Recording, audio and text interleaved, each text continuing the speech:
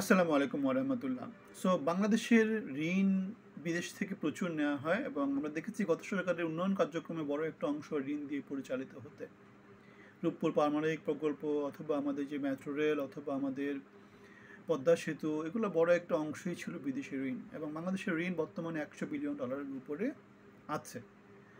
এই অবস্থায় আমাদের সরকার নতুন নতুন যে পাওয়ার প্ল্যান্টগুলো নিচ্ছে, সোলার পাওয়ার প্ল্যান্ট 40টার মতো লাইসেন্স দেওয়ার কথা। 50 লাখ করে ধরলেও 2000 কোটি টাকার নিয়োগ বাণিজ্য বা চাঁদাবাজি এখানে হওয়ার একটা অপচেষ্টা আছে। বাংলাদেশে যেখানে সৌরবিদ্যুৎ তৈরি করতে 12 থেকে 15 সেন্টের মতো খরচ হয়, সেখানে পাকিস্তানে খরচ হয় 3 থেকে 4 সেন্টের মতো। তার মানে বাংলাদেশে 4 গুণ বেশি দামে হয়। এখন এই যে 4 গুণ বেশি দামটা হয়, 4 গুণ বেশি দামটা কেন হয়? কারণ হচ্ছে ওই যে একই রকম চুরি, লুটপাট, কমিশন বাণিজ্য এগুলো চলতে থাকে এবং সেজন্যই বাংলাদেশের যে এক্সিস্টিং পাওয়ার প্ল্যান্টগুলো আছে সেগুলোকে বসিয়ে রেখে নতুন করে আবার সৌর বিদ্যুৎ প্রকল্প বসানোর ধান্দাবাজি শুরু হয়েছে। সরকারের যে টাকা পয়সার যে অপচয়, জনগণের যে ট্যাক্সের পয়সার এই যে দেদারসে যে অপচয় হচ্ছে, লুটপাট হচ্ছে, পুকুর চুরি, সাগর চুরি হচ্ছে, সেগুলা তীব্র নিন্দা জানাচ্ছি। আমাদের যে $100 বিলিয়ন যে বৈদেশিক ঋণ, সেই ঋণটা এখন আরও বাড়তে থাকবে এবং আমরা দেখেছি মুডিস কিছুদিন আগে বাংলাদেশের ক্রেডিট রেটিং B- থেকে B+- করে দিয়েছে, এক গড় নিচে নামিয়ে দিয়েছে। এখন বাংলাদেশে যে কোনো বৈদেশিক ঋণ পেতে কি লাগবে? খরচটা বেশি পড়বে। এবং বাংলাদেশের যে শিল্প কারখানাগুলো আছে, তারা যে বিদেশ থেকে যে ঋণগুলো নেয়, সেই ঋণগুলোতে তাদের ট্যাক্স বেশি করে সুদ দিতে হবে এবং আলটিমেটলি যেটা হবে, তাদের ব্যবসা বাণিজ্য প্রফিট কমে যাবে এবং আলটিমেটলি তারা টিকতে পারবে না। সমাজে মূল্যস্ফীতি, মুদ্রাস্ফীতি বা জিনিসপত্রের দাম বেড়ে যাওয়া, এগুলো সব কিছুর খারাপ দিক হচ্ছে এগুলা যে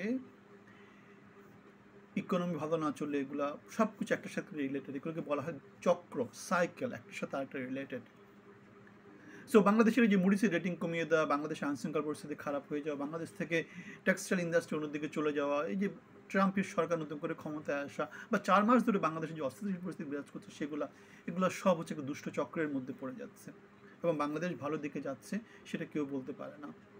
এবং সেজন্যই আমাদের অর্থনীতিবিদ দেবপ্রিয় ভট্টাচার্য একটা কথা বলেছেন, বিদেশি ঋণ শোধে খেলাপি হয়নি, সেই কথা বলার দিন এখন শেষ হয়ে যাচ্ছে। বাংলাদেশ খেলাপি হবে। বাংলাদেশের একমাত্র বিদেশি ডলার আসে কোন জায়গা থেকে? বাংলাদেশের যে সমস্ত লোকগুলো মিডল ইস্টে কাজ করে, মালয়েশিয়ায় কাজ করে, তাদের টাকা পয়সার মধ্য দিয়ে। আর বাংলাদেশের আরেকটা সোর্স হচ্ছে কি গার্মেন্টস। এখন এই গার্মেন্টসের কিছু কাজ কাম অন্যদিকে চলে যাচ্ছে। বাংলাদেশ অস্থিতিশীল পরিস্থিতি থাকলে আরও বেশি মাত্রায় যাবে।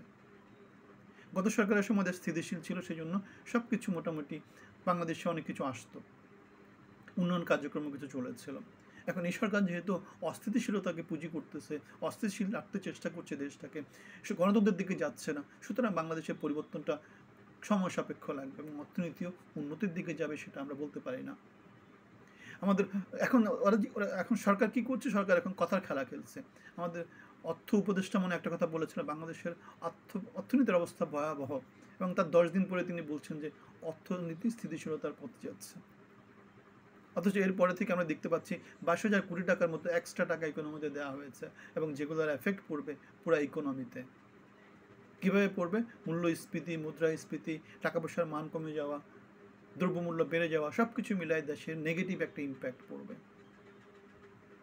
এখন কাউকে খুশি করার জন্য, দেশের মানুষকে কথা চিন্তা না করে এই সমস্ত ধ্বংসাত্মক কাজ করে দেশকে আসলে সেই পুরনো পথেই নিয়ে যাওয়া হচ্ছে। ভিন্নমত থাকলে জানাবেন।